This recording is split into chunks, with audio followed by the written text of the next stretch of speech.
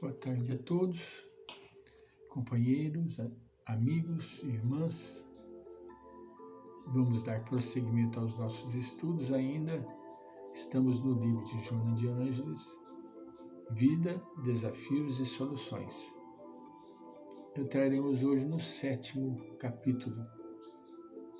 Muito interessante. Todos os capítulos são interessantíssimos, mas esse, por sua vez, ela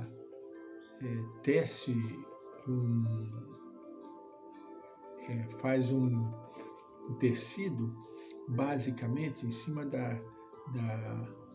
dos caminhos que ela começou a percorrer no estudo do Carl Gustav Jung, Descobrindo o Inconsciente, chama.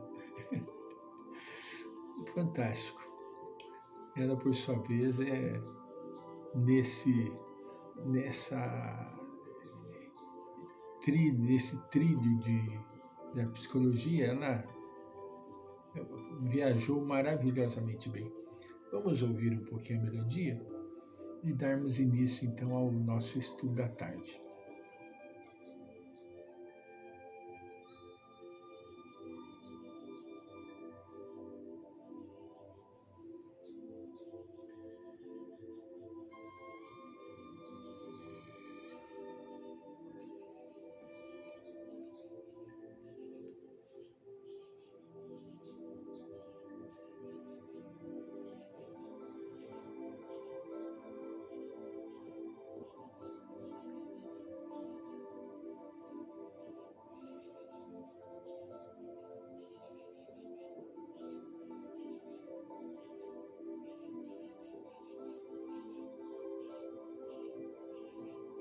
Muito bem.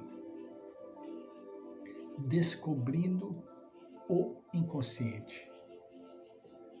Vamos, primeiramente,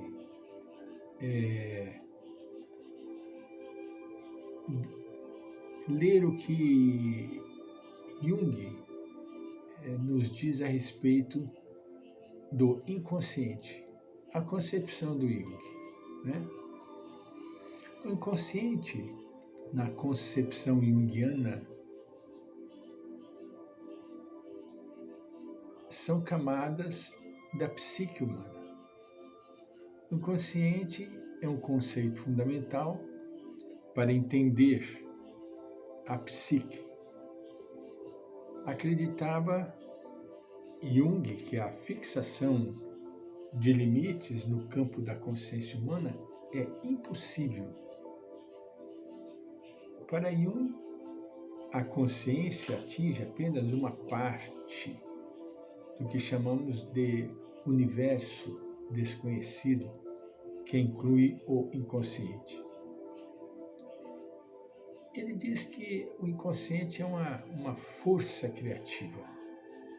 Ele propõe que o inconsciente se divide em 2 elementos. Primeiro, o mundo externo. Segundo, o mundo interno, também chamado inconsciente pessoal. O inconsciente pessoal, segundo Jung, é o aspecto da psique humana que contém todo e tudo o que foi reprimido ou esquecido. Esse material, que anteriormente foi consciente, foi transferido para o inconsciente porque o ego não conseguiu lidar com ele de maneira eficaz. Olha que graça! Ele atribui ao ego uma personalidade. A distinção entre inconsciente pessoal e coletivo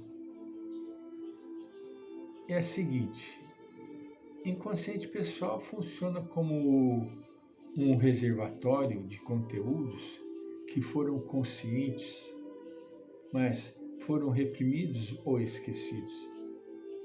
Este nível da psique é comparável a um receptor que recebe todo o material psicológico que não consegue integrar ao processo de individuação. O inconsciente coletivo é uma camada mais profunda, consiste na herança psíquica da humanidade Jung acredita que no inconsciente coletivo, os seres humanos compartilham experiências universais, como os arquétipos que transcendem as experiências individuais. O papel do inconsciente coletivo, segundo Jung, não é apenas uma ausência de consciência, mas uma força criativa que atua na formação da consciência. Jung defende que é o inconsciente que cria o consciente, sendo, portanto, a mãe da consciência. Olha que graça! O inconsciente que cria o inconsciente que cria o consciente. É a mãe da consciência. Ao mergulharmos no inconsciente, podemos acessar as raízes mais profundas da psique e entender melhor nossos padrões e contemporâneos e comportamentos. Esse processo de descoberta é essencial na psicoterapia analítica. Como afirma James Hollins, em 1988, ao entrar em psicoterapia, não estamos apenas lidando com o que é visível e tangível, mas com o desconhecido que reside nas profundezas da nossa psique. A psicoterapia junguiana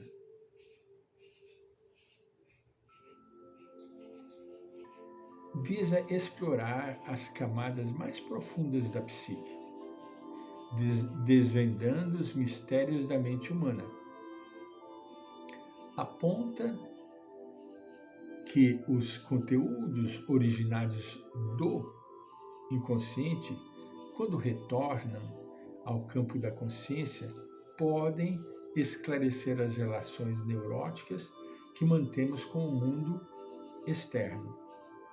Em última análise, a jornada de individuação, o processo de integração do inconsciente com a consciência é central na psicologia junguiana.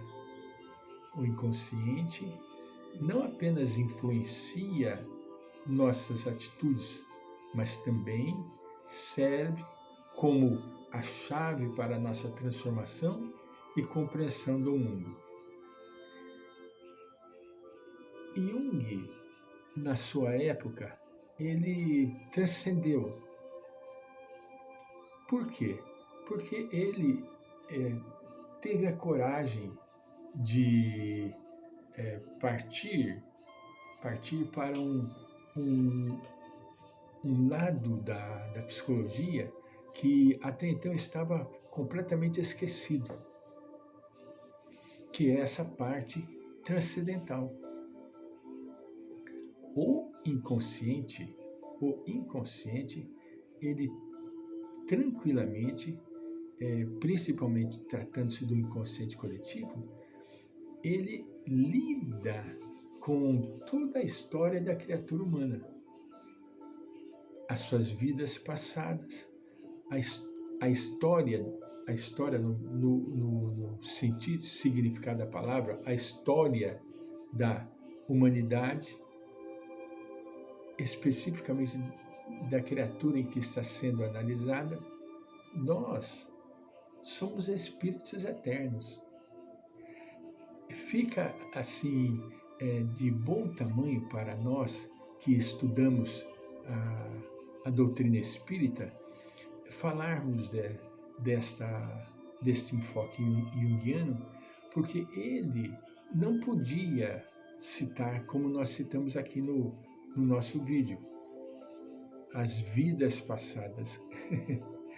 Ele não podia, apesar da sua mãe ser espírita kardecista,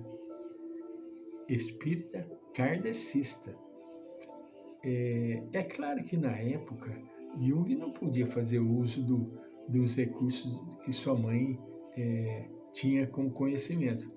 Sua mãe era tida como uma pessoa desajustada, desequilibrada. Tanto é que é graciosíssimo o fato de Jung narrar que ele se dava muito bem tanto com o pai como com a mãe. Mas com a sua mãe, ele tinha medo da sua mãe à noite. Por quê? Porque sua mãe, à noite, ela tinha o contato com os espíritos. E na época na época do materialismo profundo em que ele vivia, falar de espírito também ele estaria sendo conduzido para o hospital psiquiátrico, né? O seu tutor, o seu professor, o seu modelo, que foi Freud, até determinado momento, abominava essas ideias. Ele nunca deu atenção e deu lado para a conversa desses aspectos com Jung, apesar de terem estudado e cada um fez análise pessoal um do outro. Freud analisou Jung e Jung analisou Freud. Foi um casamento que durou por um período relativo, mas muito produtivo, muitíssimo produtivo para a psicologia. Só que foi até um determinado tempo, entende? Que ele precisou se afastar, porque não aceitava as ideias completamente preconceituosas de Freud. Que Freud era o que ele dizia e um ponto final. Não dava espaço para questionar. E Jung questionava o tempo todinho, o tempo inteiro. Isso para ele era... Freud era sim, sim, não, não. Jung não. Jung queria saber o porquê do sim e o porquê do não. Voltaremos.